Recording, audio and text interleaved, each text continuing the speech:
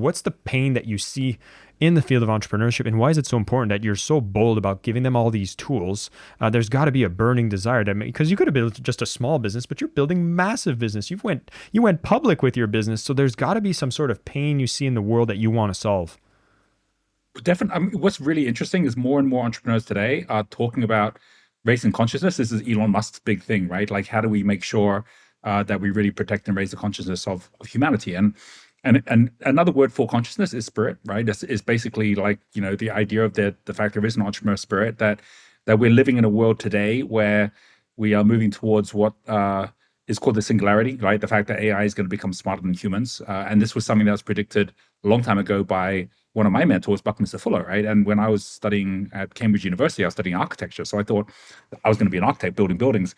And when I heard about his concept of the final exam, where he said that we are seeing this acceleration in technology, that technology already can solve all the world's problems. He said, all the world's problems are pretty much distribution challenges, right? Like, so when we say that there isn't enough money, or no, when we say there's poverty, which means there isn't enough money, it's actually not true. There's plenty of money. We keep printing more.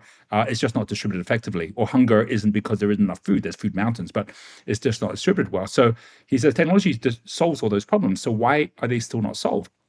And this was back in the 70s, he was saying this. And he's saying the reason they weren't solved was because of human consciousness. We hadn't yet kind of understood how to work in abundance, how to, collaborate with each other. We're still fighting each other. We're still creating wars as we still are today. And if we actually were to harness things by being better humans, basically, then we would be able to solve all the world's challenges. And he says, this is the final exam because technology is not slowing down. And so if we don't figure out a way to accelerate our consciousness and be able to harness it, it's going to get to a point where it's going to destroy us, right? And that's obviously what you're hearing people like Elon Musk talk about. Stephen Hawking said that before he died. He said, like, our biggest existential threat is AI and the technology that's coming. The real threat is our own consciousness, like our ability to be able to catch up. And we are seeing all around the world with information, especially in social media, with politics, with big corporations, we are seeing a massive breakdown in trust because consciousness itself is dropping, right? I think everyone would agree that there are more unconscious messages and unconscious conversations happening in the world now than ever. Whoever would have thought would be in a situation where we'd be seeing these major wars taking place. And we think, well, why is that happening? And a big part of why that's happening is because people more and more are being divided by their differences. And it's a fine line between being divided by your differences and being united by your uniqueness, right? And what we do is like say, hey, everyone is unique. Everyone's got their own genius. And if you can really, instead of looking at people and where they're wrong and defining them by where they're wrong, you did the opposite and define people by where they are a genius, where they're doing something specifically better than what you can do. There's always ways to collaborate. There's always ways to work together. Easier said than done. But if you actually really get that, you realize that this is an imperative. This is not a kind of a nice to have. This is a must have based on where the world is going right now. And that's why I'm so motivated by this. In fact, it's why I stopped being an architect and instead said, okay, I can't be building buildings because buildings are unconscious, right? I need to be building businesses, right? Full of humans, right? That are conscious. And we can then basically look to make a difference. And that was before people were using the word entrepreneur. Now entrepreneurship is everywhere.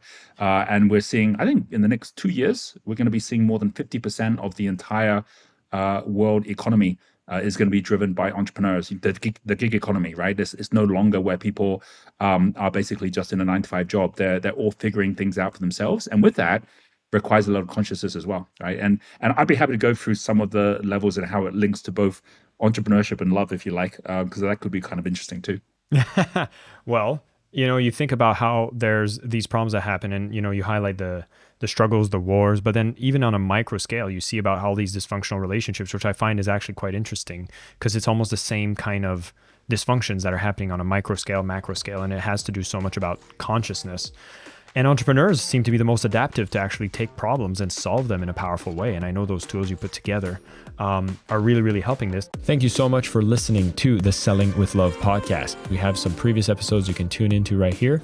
And if you prefer the short form content where you get to the point in under 10 minutes, we do have a ton of clips from our best episodes that are being shared on this channel as well. So pick which one supports you the most. And of course, thank you for liking, subscribing, and of course, selling with love.